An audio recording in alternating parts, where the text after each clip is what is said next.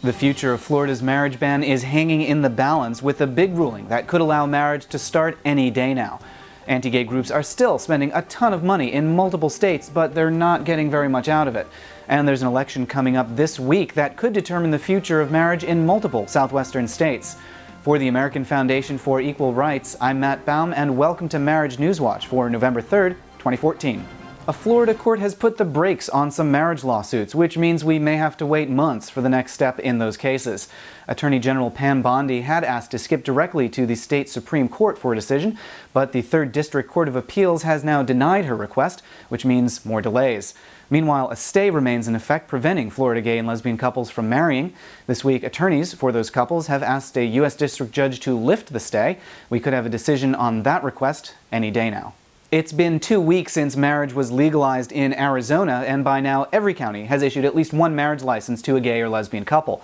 But there's still a large area of Arizona where LGBTs can't marry, the Navajo Nation. Marriage equality is banned there, but that could soon change. Navajo Nation presidential candidate Joe Shirley Jr. has supported a repeal of that ban in the past. He faces a vote this Tuesday, November 4th. Opponents of marriage equality continue to spend huge amounts of money. The state of Idaho revealed this week that Governor Butch Otter has committed an additional $10,000 to continuing marriage litigation. That's on top of $71,000 that taxpayers have already had to shell out. And the National Organization for Marriage is spending $117,000 in North Carolina to support the election effort of Tom Tillis. He was one of the main backers of the state's marriage ban that was overturned last month.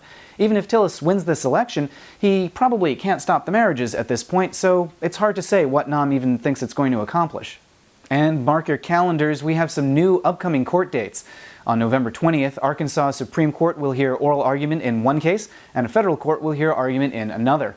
And the 5th Circuit has set a date of January 5th for hearings in 2 crucial cases from Texas and Louisiana. The Louisiana case is one of the only ones with a ruling that upheld a marriage ban.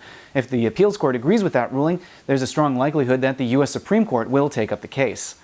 Those are the headlines this week. Subscribe here on YouTube to stay up to date on all those stories. For the American Foundation for Equal Rights, I'm Matt Baum. Thanks for watching, and we'll see you next week.